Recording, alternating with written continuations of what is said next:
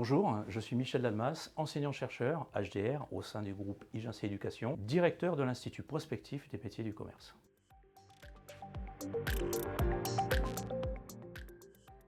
Alors, l'évolution du commerce, c'est un vrai sujet. C'est un vrai sujet déjà pour les personnes qui travaillent dans le commerce, également pour les étudiants qui ont à construire leur vie professionnelle.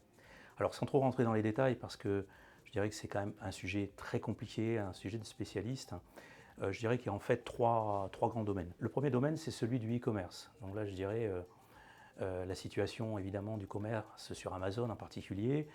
En 2024, 69 milliards d'euros de chiffre d'affaires. Amazon représentant 22% de ces 69 milliards. Je dirais une part croissante qui va faire que effectivement on peut se passer de la relation commerciale à proprement parler, mais on ne recherche pas forcément cette relation commerciale. Ensuite, toute une série d'entreprises de taille moyenne ou de grande taille qui sont spécialisées du fait de leur expertise. Je pense par exemple à la société Oracle qui vend des logiciels adaptés aux entreprises ou des espaces dans le cloud, etc. Là, effectivement, on a besoin de conseils, on a besoin d'établir une relation commerciale de qualité. Pour quelle raison? Parce qu'il faut construire une relation et il faut construire en fait un business model avec son partenaire.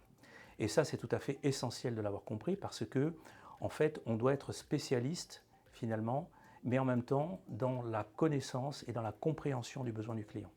Et entre ces deux réalités, je dirais une grande zone grise où finalement on a une activité commerciale dite classique, mais qui peut évoluer dans un sens ou dans l'autre en fonction, en effet, de la qualité de la relation commerciale, de ce que le commercial est capable finalement de donner dans le cadre de son activité commerciale, sachant qu'on est à l'heure de l'IA, sachant que les outils du numérique sont là et qu'on peut effectivement se passer de pas mal de monde. Alors dans cette relation commerciale, il y a quand même deux domaines qui sont très importants, qui sont d'une part l'autonomie et d'autre part la responsabilité. L'autonomie pourquoi? Parce qu'en effet, les commerciaux travaillent de plus en plus en télétravail, en distanciel. Et il est tout à fait essentiel, effectivement, de maîtriser les outils, et également de faire vivre son activité à distance. Ça, c'est le premier point. Et du coup, le corollaire, effectivement, de cette autonomie, c'est la responsabilité. Il est clair qu'une personne qui n'est pas responsable et qui n'a pas compris, finalement, que les outils du numérique ne sont pas là uniquement pour, je dirais, vivre sa vie personnelle, mais au contraire, faire vivre sa vie professionnelle dans toute la complexité qu'elle représente, eh bien, il n'a pas compris.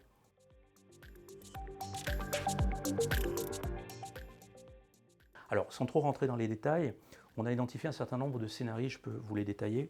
Le premier scénario, en fait, c'est le fait que la société a évolué de manière très significative. C'est-à-dire qu'on est passé peu ou prou, je dirais, d'une société moderne à une société, entre guillemets, postmoderne.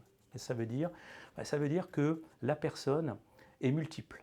La personne est en attente en fait d'un vécu émotionnel, elle est en attente en fait d'une réponse à ses besoins et elle a besoin finalement de services de qualité adaptés à ses besoins. Le deuxième point, c'est le fait qu'on est dans une époque où les ressources sont quand même limitées. Donc l'époque de la croissance infinie qui a été le modèle économique qui a prévalu pendant tant d'années est complètement révolue. Donc les spécialistes économistes nous disent tous en fait que les ressources sont limitées et qu'il va falloir repenser nos modèles économiques, il va falloir repenser également notre manière de consommer et notre manière finalement de travailler d'une manière générale. Parmi les scénarios, donc on a un scénario qui est très important, c'est celui de l'évolution du commerce par rapport à l'offre servicielle. Ça veut dire que clairement, on ne vend plus, et depuis longtemps d'ailleurs, un produit, on vend avant tout un service. Donc beaucoup d'entreprises ont bien compris que l'offre servicielle était absolument essentiel pour avoir un relais de croissance et pour offrir autre chose. Je pense par exemple à la grande distribution spécialisée. Les commerciaux demain auront également un enjeu majeur, évidemment, qui est connu de tous, qui est celui de l'utilisation des outils du numérique. Et là, je pense que c'est effectivement, sans être un spécialiste des outils du numérique, c'est absolument un élément clé. Les jeunes générations, pas trop de difficultés en la matière puisqu'ils sont nés avec les outils du numérique, mais c'est un point absolument essentiel à prendre en considération. Et enfin, le dernier scénario qui a été mis en évidence au sein de ces focus group, c'est celui de l'engagement et c'est celui de la citoyenneté. Ça veut dire que les cadres commerciaux, les personnes qui ont été interrogées, les experts qui ont été interrogés sur sur le sujet ont tous dit que ce qui était essentiel pour développer une activité et pour faire briller une marque, en fait, eh bien, c'était d'avoir le sens du collectif. Et que finalement, l'attitude très consumériste et très individualiste avait ses limites, en particulier dans les entreprises.